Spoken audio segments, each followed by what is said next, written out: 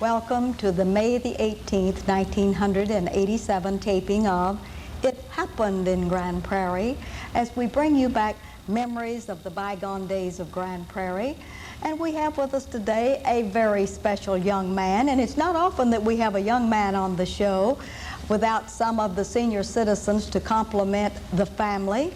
But this young man just happens to be an orphan. Both of his parents have since passed on, but we decided that they were so important to Grand Prairie history that we wanted to invite Mr. W.D. Martin, Jr. to be with us today. Welcome, Bill Martin, to the show. Wonderful. Glad to be here. Wonderful.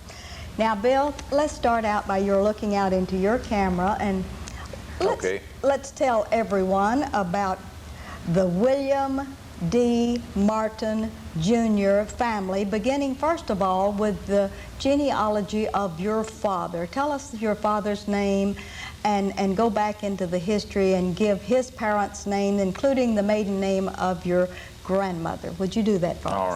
All right. His father's name was Riley Martin, and all I know is he moved here from Tennessee, and he married Julia Evelyn Rape, and they were married. Let's see if I have the date down. Okay. I'm not sure. I don't believe I do. Anyway, he died in 1894, November the 22nd, with pneumonia. Did he die here in Grand Prairie, Texas? In Cedar Hill. In Cedar Hill. They lived in Cedar Hill up until 1912. All right. All right. But anyway, he died from, my dad told me it was pneumonia in 1894, and he was 35 years of age at the time, but I don't even know for sure what his birthday was. Okay. All right, my grandmother was born in Cedar Hill, and what was her name? Julia Evelyn Rape. All right. She was born August 11th in 1874, and she died here. Died in the Dallas hospital. She lived here in Grand Prairie, was a charter member of the Church of Christ here in Grand Prairie, in fact. She died July the 26th at 1954. All right. Now, after Mr. Martin passed away, I believe that she remarried. Would you tell us a little bit about that? She married a Mr. Davidson. Mr. Davidson. Yes. Did they live in Grand Prairie or in Cedar Hill? They moved to Grand Prairie, I think they moved to Grand Prairie right after they married in 1912, and they moved on 3rd Street, Southeast 3rd Street, where my aunt still lives, my dad's brother's wife. All right. Still lives at 209 Southeast 3rd Street. And would you give us your aunt's name by marriage that lives on 3rd Street? It is now Theo Turner, and everybody will remember because she, for years and years, she was the license collector, the tax office out here before they got a man in charge. Well, she was in charge for Ben Gentle and collecting license taxes and title transfers, worked with all the different auto salesmen, what have you, and getting titles transferred and taken care of. All right. Now, your dad was born to Riley and Julia, and in the Cedar Hill area? Yes, South Cedar Hill, South part of Cedar Hill. And how many brothers and sisters did he have, and can you name drop any of them for Yes, us? I've got them right here. All right.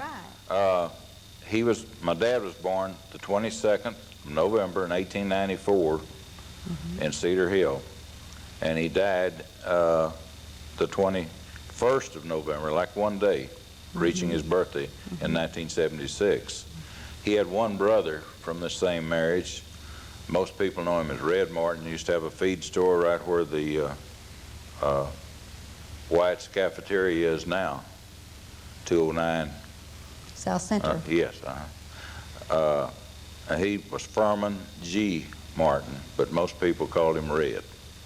Most people thought that was my dad because I was with him so much of the time, either riding a milk route, he had a milk route, and later bought that feed store, and we either hunted or fished or worked together all the time. Well, when your dad grew up in Cedar Hill, when did they move to Grand Prairie, Texas? Mother and Dad didn't move here until 1922. I believe, let's see, no, they got married in 1922, and they moved here about 2 years later. My dad was in World War I over in France, and the quartermaster, and he was actually a tailor by profession.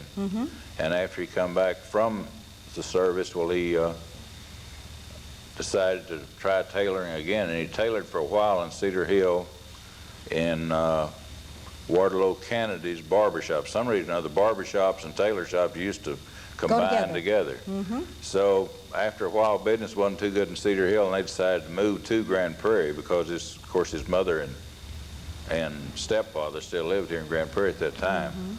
And he moved, and best I remember him telling, it was with Sam Sanders' barbershop there that he moved in, and he tried that for about 2 or 3 years, and it still wasn't too good for it. It was back when people had all their suits custom made, you know. They'd come in, but the customers were too far apart there, so he went to work for the Ford plant the day it opened on East Grand, June 8th of 1925. And that's in Dallas, Texas. Dallas, Texas. Out by Fair Park. Right, and worked for him 34 and a half years before he retired. All right.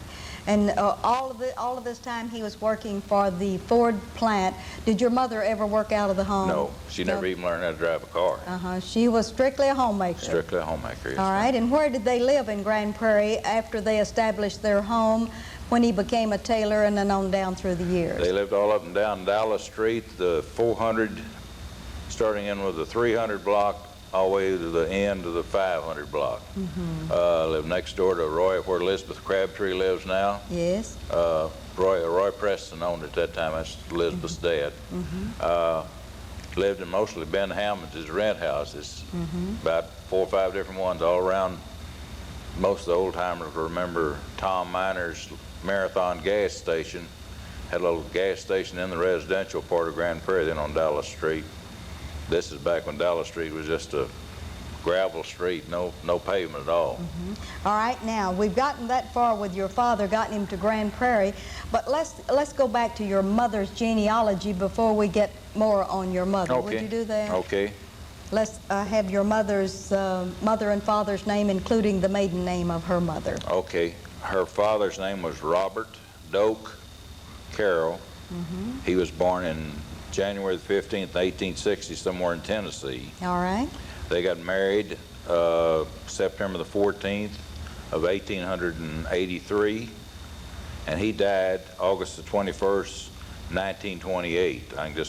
I can't really remember him. I was here, but I don't remember him. All right. All right, my grandmother was Martha Carroll. They were first cousins, which was really a no-no in those days there, but actually, evidently So everything she was worked out Martha Carroll Carroll, right. wasn't she? They were actually first cousins. That's wonderful. She was born October the 4th, 1862. She was 2 years younger than him. And she died January the 19th, 1938. I can't remember her. All right, how many children did they have? They had 8 children. 8. And your mother was one of them, and you want to name us the brothers and sisters? I can name them I got them here. I had to get most of this information out of an old family Bible. All right. All right. The oldest one was Clint, and he was one of the last ones to die. The next oldest one was the last that I know her. She just died a few years ago up in Denison. Clint, most of them will remember him because he was a mail carrier for 40 years, a rural mail carrier out of Cedar Hill. He was one of the few of the 8 there that had a college degree, and he ended up being a mail carrier. And he delivered mail out in what we call the Florence Hill, where Trailwood and all of Grand Prairie is developing up now. Used to be the Florence Hill area. His mail route extended all the way across Mountain Creek, Walnut Creek, all the New Lake section. And it was muddy roads and what have you. He carried the mail for 40 years, the only mail carrier out of Cedar Hill there for 40 years. That's wonderful. And who was next? All right, the next one was the old maid that just, the last one to die. It was Nora. She was born the 30th of January of 1886, and she died up in Denison not too long ago. All right. All right, the third one was Rob, and he was born 1888 and died in 1940. The fourth one was a boy, Matthew. They called him Mac. He's born in 1890, July the 4th, 1890, and died. I remember his death of cancer in 1934. Okay. All right, the next one was a girl, Lula, who used to live here in Grand. In fact, she was living in Grand Prairie when she died. She was born November the 10th, 1894, and she died the same year that my mother and my uncle did in 1969. All right. All right, and then my mother was the 7th. Her name was Esther May, and she was born September the 5th of 1899 and died the last day of February of 1969. The last one was Bernice, and she was born March 29th, 1903, and she died about 3 years after my mother did. I forget the exact days, in July. All right, now your mother and father, when did they marry and where? They married the 9th day of December. Got that written down here somewhere. In 1922, when they first All right. decided to come over. All right, and 9th then they December came to 19 Grand Prairie, and now you're going to have to tell us their children, and we know that you're one of them. Are you Okay, the firstborn? I'm number one. You were, I was born March the 8th, right in the middle of where Southeast 4th Street exists today. It used to be a house. They called it the Riot House. It burnt later on, and they later built a street when they built Southside School, which most people probably know Southside School is at now. But I was Dr. Copeland. delivered you? Delivered all three of us boys, in fact. All right. Now But name your brothers. Okay.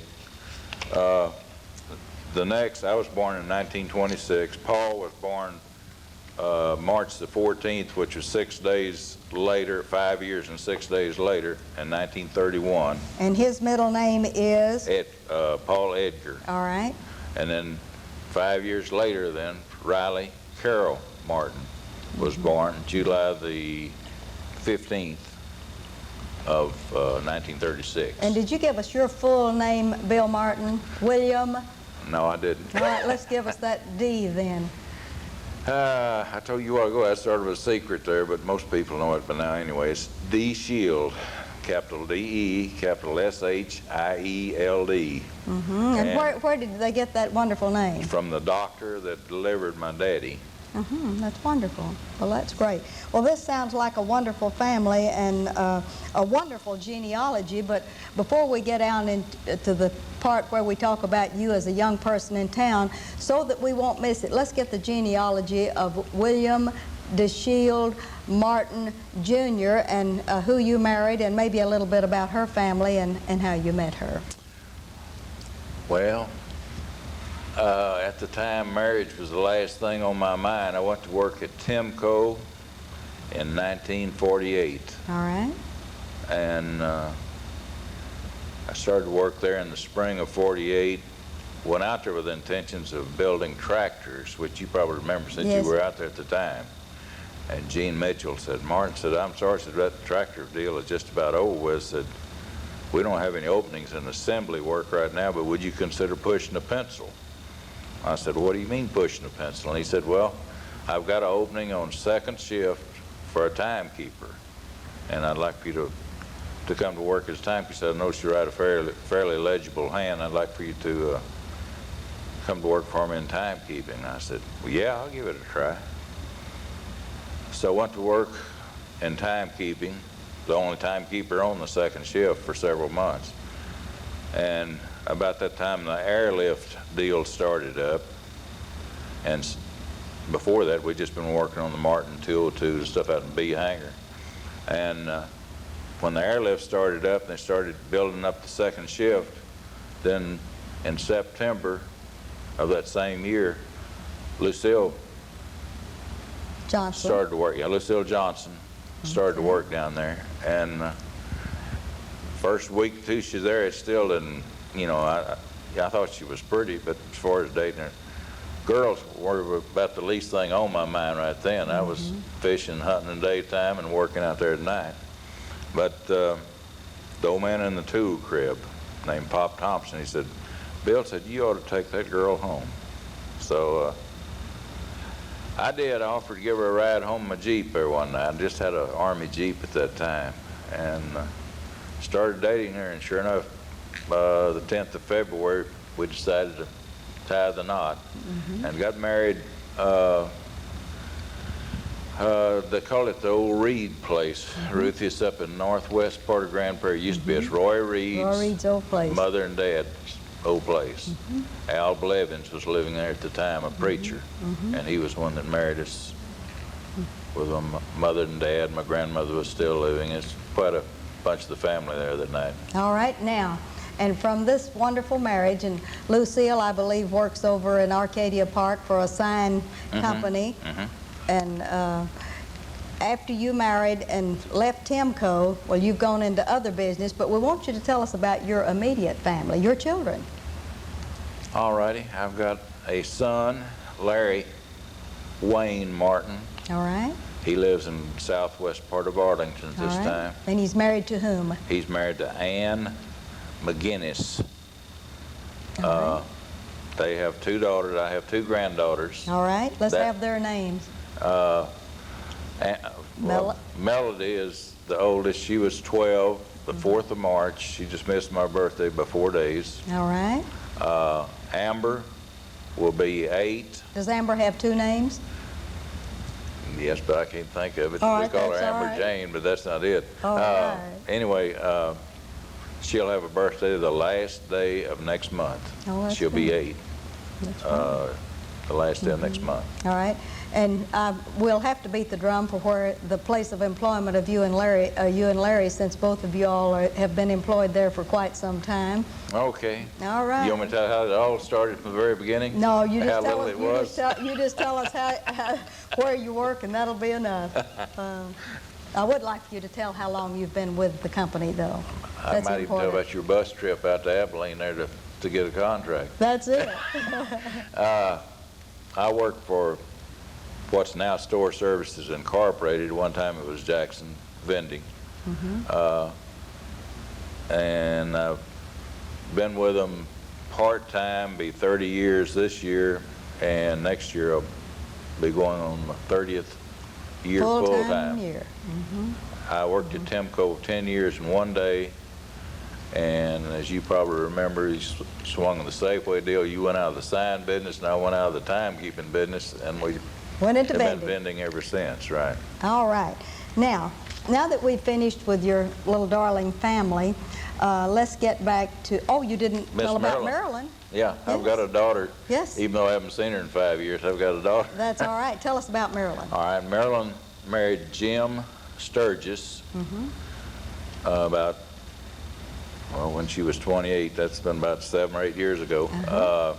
They live in Valley, Nebraska, on a farm. He is a vice president of MCA, which is a communications, sort of like MCI down here, Yes. up in Yankee country. In fact, I'm shipping her some black-eyed peas today. I went over and bought her 10 pounds of black-eyed. She's got an acre of garden, which I can't believe. I'm going to have to get up there and see that. But they have no children, and she says they have no desire to have any. I better enjoy my 2 granddaughters. That's wonderful. All That's right. it, just a That's boy and a it. girl. Does always. Marilyn have 2 names? Marilyn K. Marilyn K. She's not wild Martin. about the K part. But All right. Well, that's wonderful.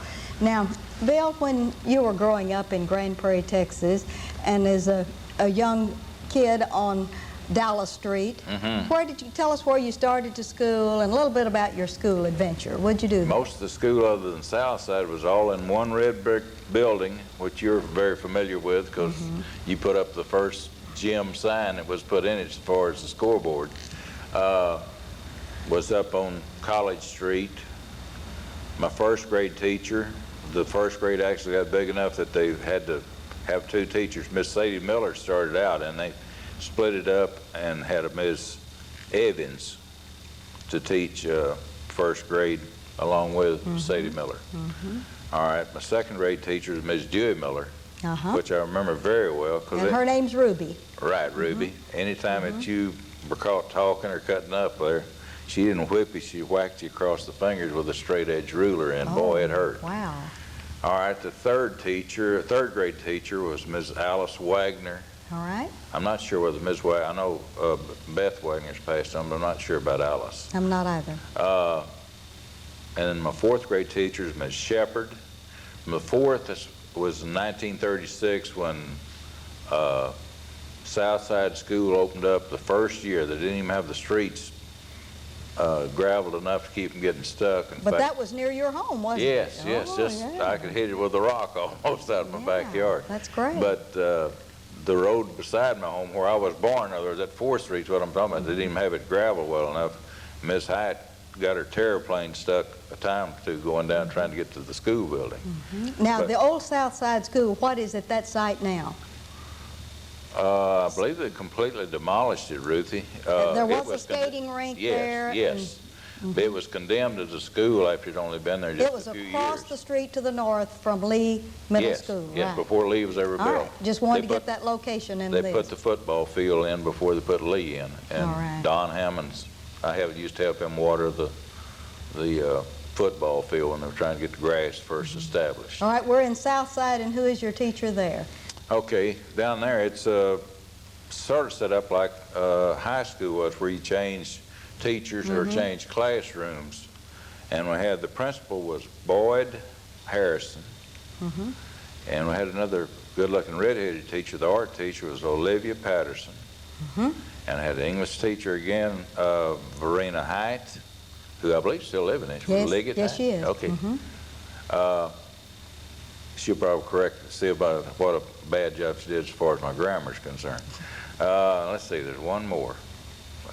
That's Harrison, How about math? Patterson, Height. Harrison taught math. There's one more if I can think of who it was. This had a total of 4 teachers. Okay. But anyway, that was 5th, 6th, and 7th, what they called elementary school at that time. They didn't, the junior high, And then when you went on across the tracks over back to the great big red building, 8th, 9th, that was high school. That was All the right. upstairs part of that same red brick building. who was the principal and the lunchroom. superintendent? L.A. Roberts, Joel P. Harris used to come around as county superintendent, did the bird whistles and all the sound effects and stuff with his mouth. You know, he's a beautiful whistler there and could I imitate see. the birds. The principal was Ms. Woods, Hazel Woods. Mr. Woods died last week. Did he? Or week before last, and Ms. Woods He was at my this history time teacher. has Alzheimer's and is in Brownwood, Texas, and so we thought we'd bring you up to date on our history today about that. They come to a reunion. I saw both of them, you know. when I had All the right, and re- then as you went on, what year did you graduate from Grand Prairie High School? 1943. Class of 1943, and who was the class president? Do you remember? Oh, I believe Barley Bingham was, but I'm not sure about that. Okay, and And name, he's still in Grand some of the people in Grand Prairie that were in your class, your graduating class. Barley Bingham, Zelma, and Wayne Atkins, used to be Zelma Black. Let's see, some others. Mary Reed, I believe, lives over in Arlington now. That's I'm all not right. sure. Have y'all had a class reunion lately? No, we had one, the last one we had, Ms. Hyatt was at it. Is that with the combination of the class of 37, No, 38? no, it was one prior to that we had, but it's been several years back. All I right. think it was the 20th reunion, best I remember. Well, of all of your time in the Grand Prairie schools, give us your favorite teacher and maybe why, and maybe one that inspired you to go on further in life and be successful. Well, the one that the very last year of high school, the one that I liked the best, really, I don't know whether she was the way I type and the way, well, I guess I keep pretty good books there, but Mary McCam, All right. the very last year of high school. All right.